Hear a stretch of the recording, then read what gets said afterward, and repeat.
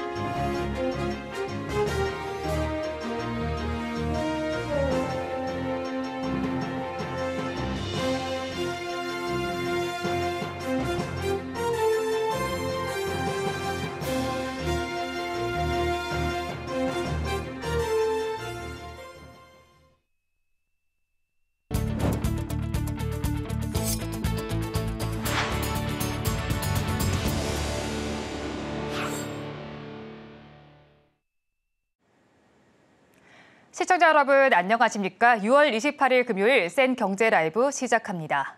첫 소식입니다. SK그룹이 1박 2일간 끝장 토론식 경영 전략회의에 돌입했습니다. 그룹 주요 경영진이 모여 인공지능과 반도체 분야 집중 투자를 위한 재원 확보 방안 등의 머리를 맞댔습니다. 최근의 복합 위기를 극복하기 위한 사업 리밸런싱 요소가 나올지 주목됩니다. 김효진 기자가 전합니다. SK그룹 경영진이 오늘과 내일 경기 이천 SKMS 연구소에서 경영전략회의를 열고 머리를 맞댑니다. 핵심 계열사 최고 경영자 등 30여 명이 참석해 미래 성장 사업 투자와 내실 경영을 통한 질적 성장 전략을 논의하는 자리입니다. 미국 출장 중인 최태원 회장은 화상으로 회의에 참여하고 최재원 SK 이노베이션 수석부회장, 최창원 SK 수펙스 추구협의회 의장을 비롯해 주식회사 SK, SK 이노베이션, SK텔레콤, SK 하이닉스 등 주요 계열사 경영진이 총출동합니다.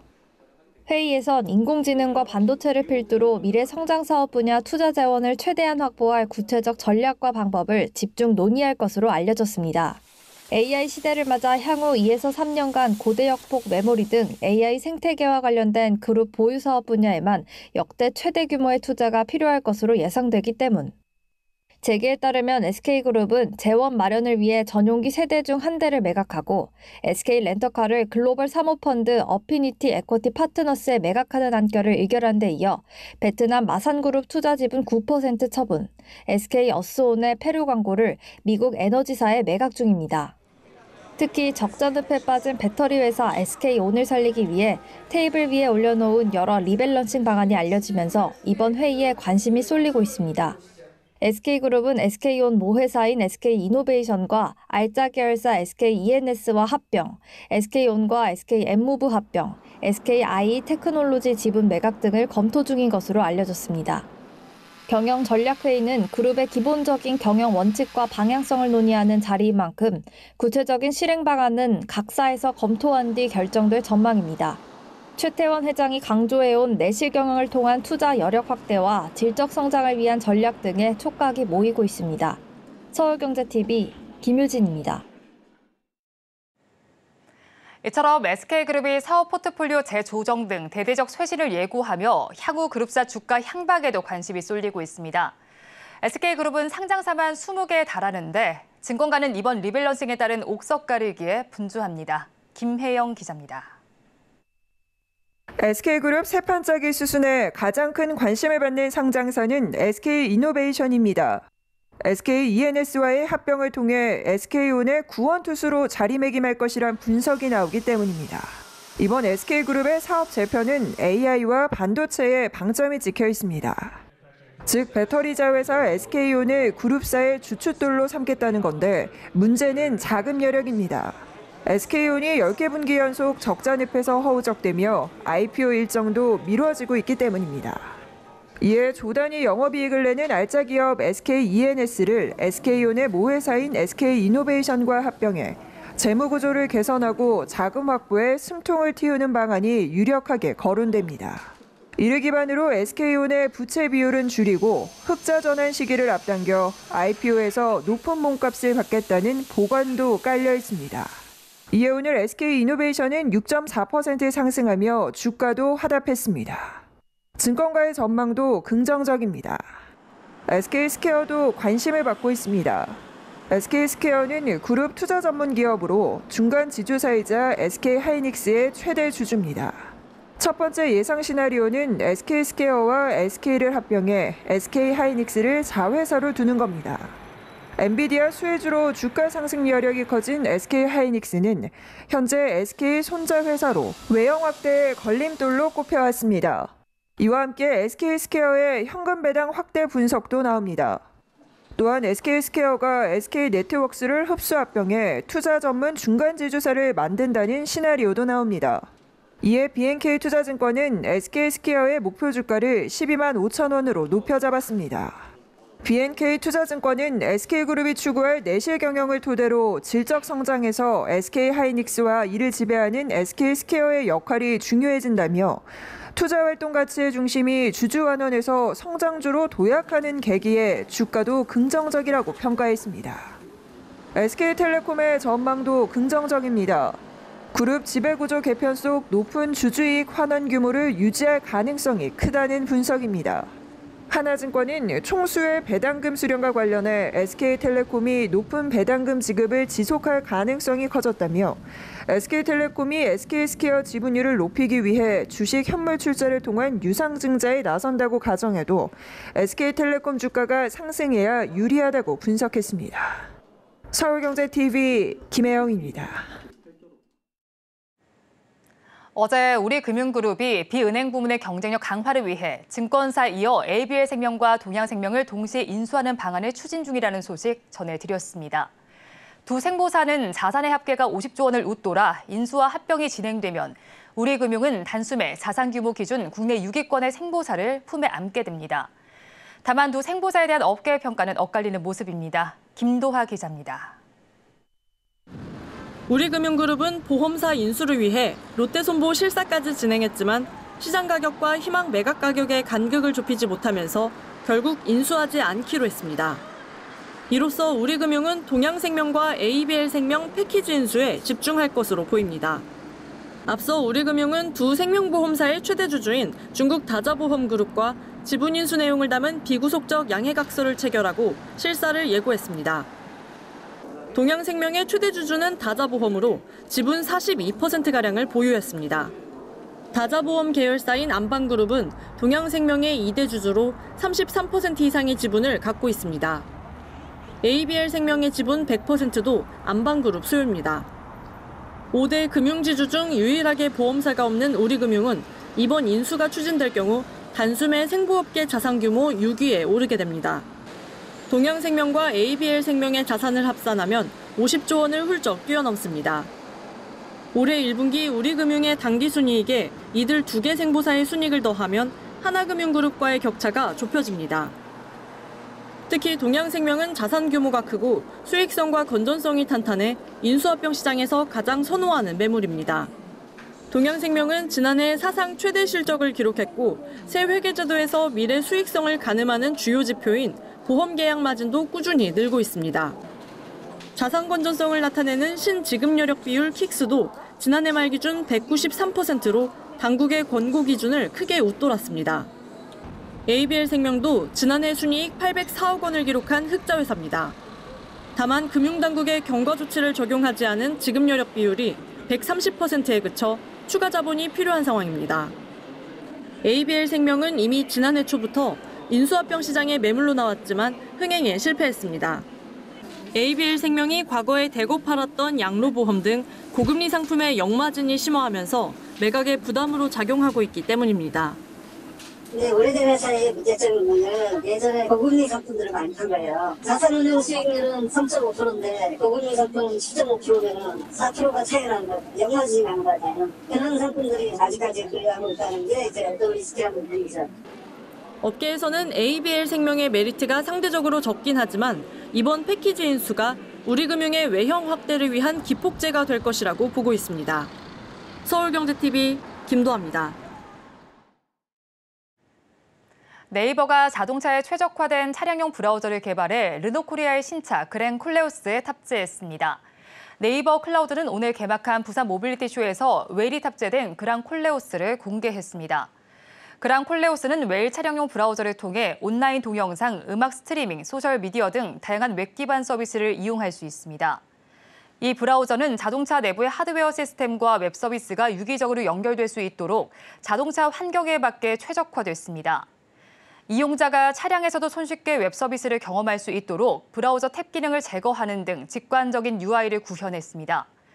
웨일 차량용 브라우저는 호환성이 높아 자동차 하드웨어나 OS에 제약 없이 이용자에게 다양한 인포테인먼트 서비스를 동일한 환경에서 제공할 수 있습니다.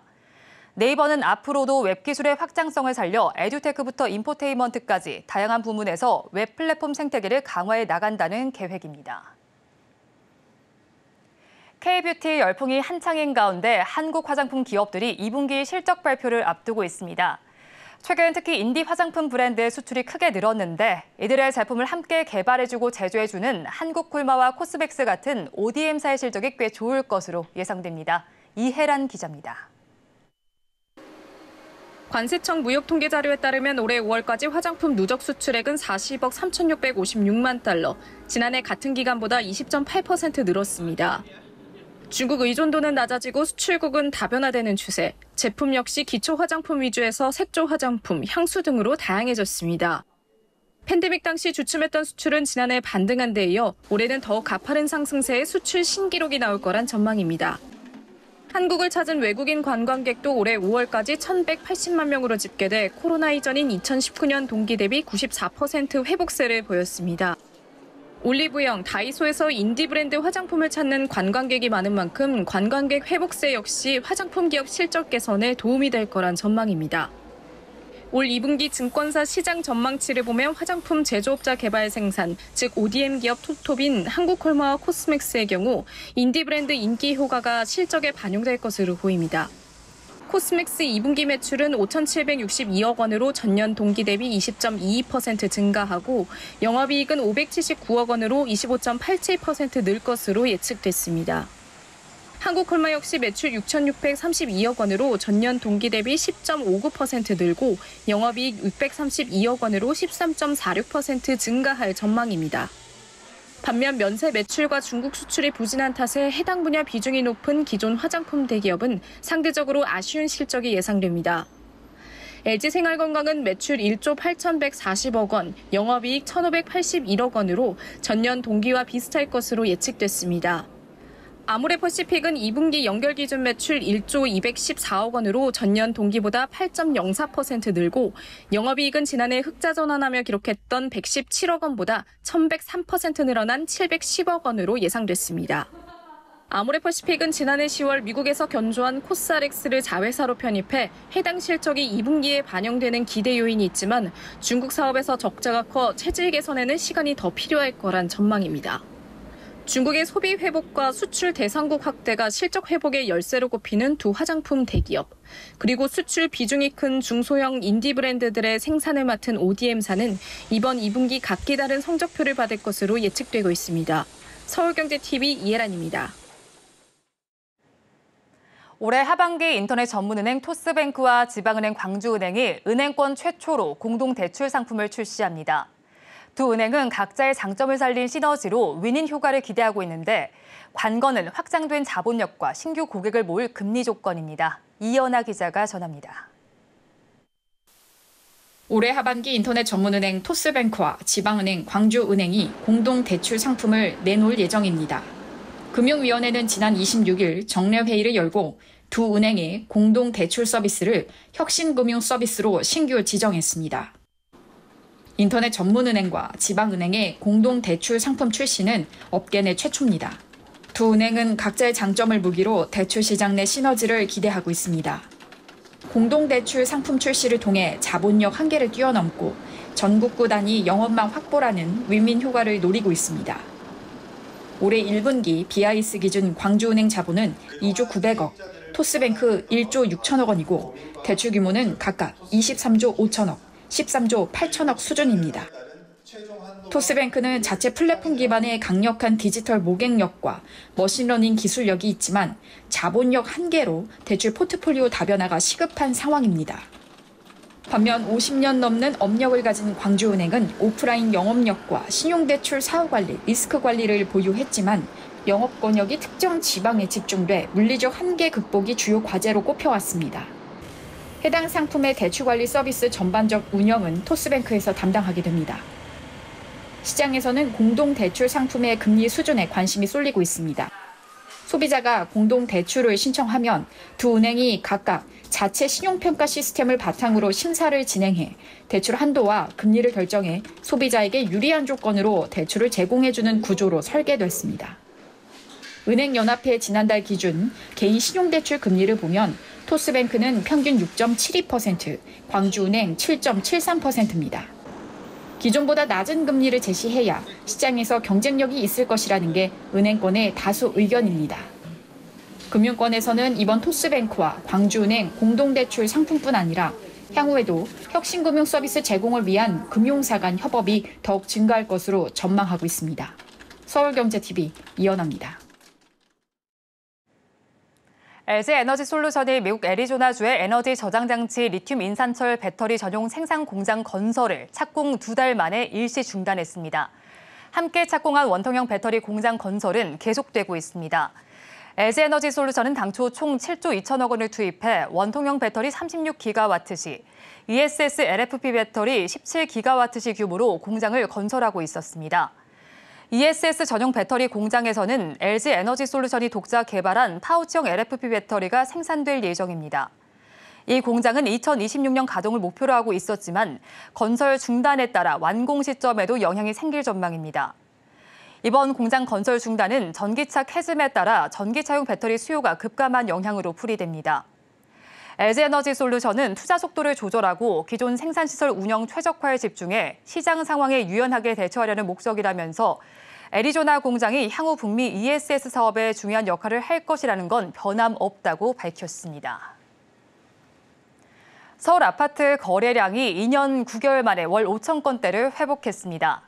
반면 지방 거래량은 줄고 전국 악성 미분양 주택이 10개월 연속 증가하며 수도권과 지방의 격차가 커지고 있습니다. 이지영 기자입니다.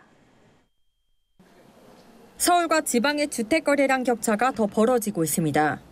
국토교통부가 발표한 5월 주택 통계 자료에 따르면 지난달 서울 아파트 거래는 5,182건으로 전월보다 7.1%, 작년 같은 기간보다는 39.3% 증가했습니다. 서울 아파트 월간 거래량이 5천 건을 넘긴 건 2021년 8월 이후 처음입니다. 하지만 지방 거래량은 29,833건으로 전월보다 4% 감소하면서 5월 전체 주택 거래량은 전월보다 1.3% 줄었습니다. 미분양 주택 증가세도 여전한 상황입니다. 지난달 전국 미분양 주택은 72,129가구로 집계됐습니다. 4월보다 0.2% 늘며 6개월 연속 증가한 겁니다. 지역별로는 대구가 13.2%로 가장 컸고 경기 12.3%, 경북 11.4%, 부산 7.6%로 뒤를 이었습니다. 악성 미분양으로 불리는 준공후 미분양도 13,230호로 전월과 비교해 2% 증가했습니다. 준공후 미분양이 많이 쌓인 곳은 경남, 대구, 전남, 부산인 걸로 나타났습니다. 서울경제TV 이지영입니다.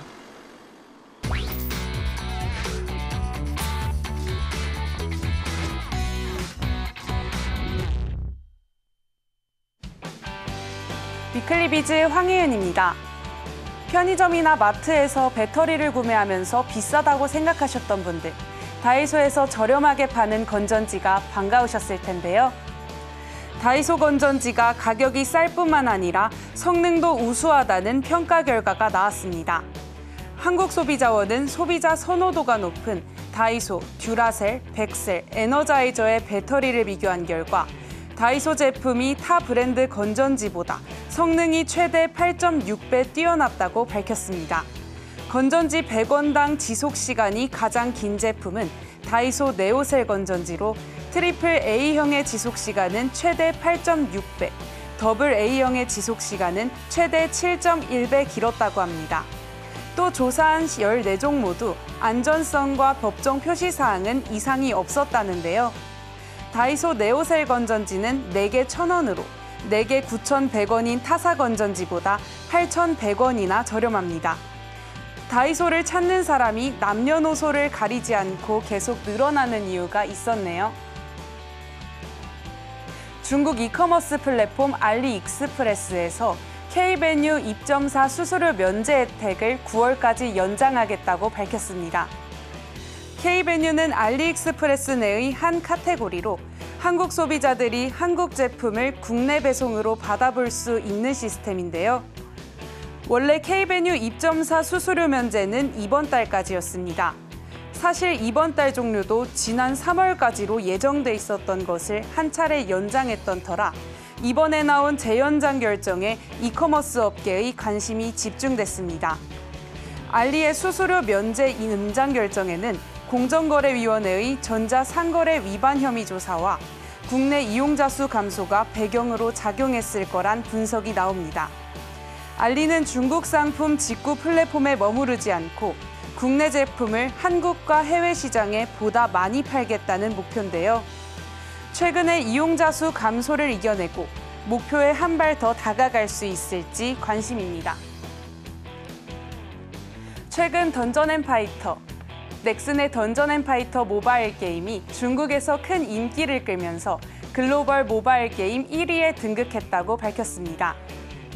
던전앤파이터는 2005년에 출시된 게임인데요. 던파의 꾸준한 인기에 힘입어 지난 2022년 넥슨은 국내의 모바일판을 출시한 바 있습니다. 이후 지난 5월에는 중국의 던파 모바일을 출시했는데 모바일 시장조사 업체인 센서타워에 따르면 한 달 동안 약 3,740억의 매출을 기록했다고 합니다.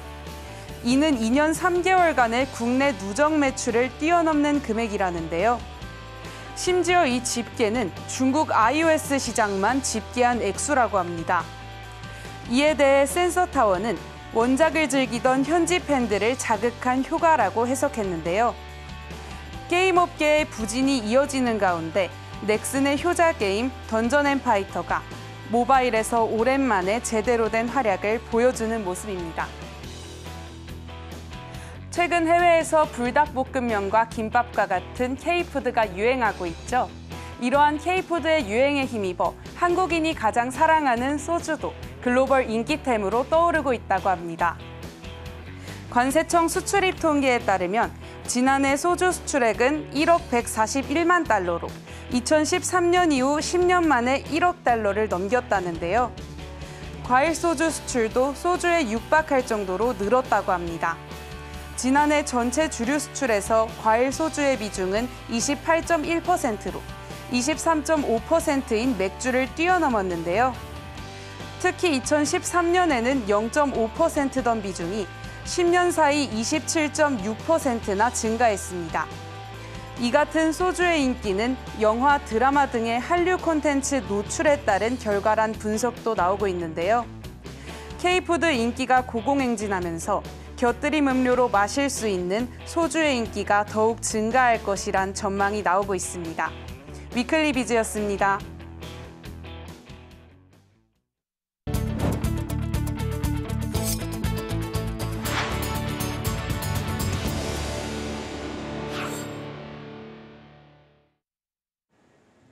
생 경제 라이브 마칩니다. 함께해 주신 여러분 고맙습니다.